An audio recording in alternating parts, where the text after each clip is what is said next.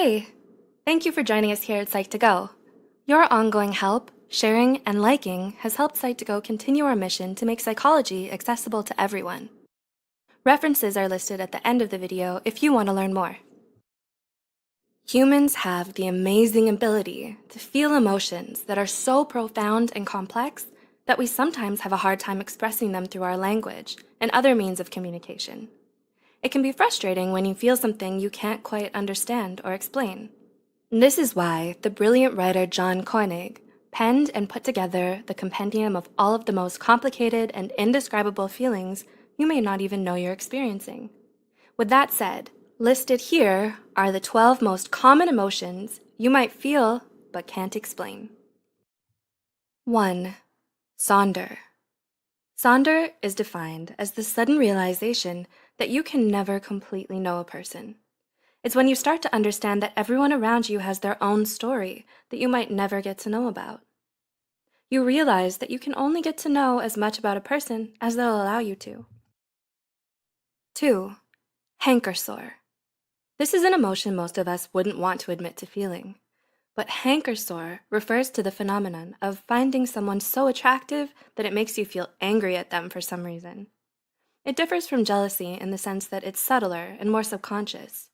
When you feel hanker sore, you don't feel explicitly hostile or envious towards the person, but deep down inside, you can't help but feel upset at their random stroke of luck for winning the genetic lottery. 3. Lackeyism. Have you ever felt the sudden desire to have something bad happen to you for no reason? Well, that feeling is what we call lackeyism. It's that deep, dark impulse most of us have to be struck by tragedy and come out of the other side. It's born out of our innate desire for challenges and growth, which pushes us to test the bounds of our courage and resilience. 4. Ellipsism. Ellipsism is a feeling that people often misinterpret as curiosity or inquisitiveness. But really, it refers to a desire to understand the world and to know what will happen in the future. This is something most scientists, scholars, artists, and inventors can probably relate to, as many of them have a hard time coming to terms with the fact that they might never get to see how history will turn out, how they'll be remembered, or what legacy they may leave behind. 5.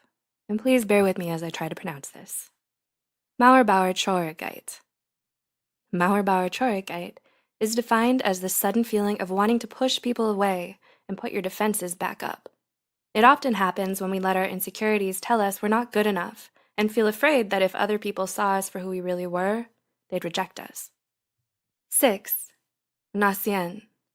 Similar to sonder is nacien, which is the feeling you get when you realize that you don't actually know someone as well as you thought you did. It's the realization that even your closest family and friends have a part of themselves that they hide from everyone else, a secret inner world that only they will ever know. 7. Liberosis. Have you ever wished you could just stop worrying so much and relax? If so, you've already experienced liberosis.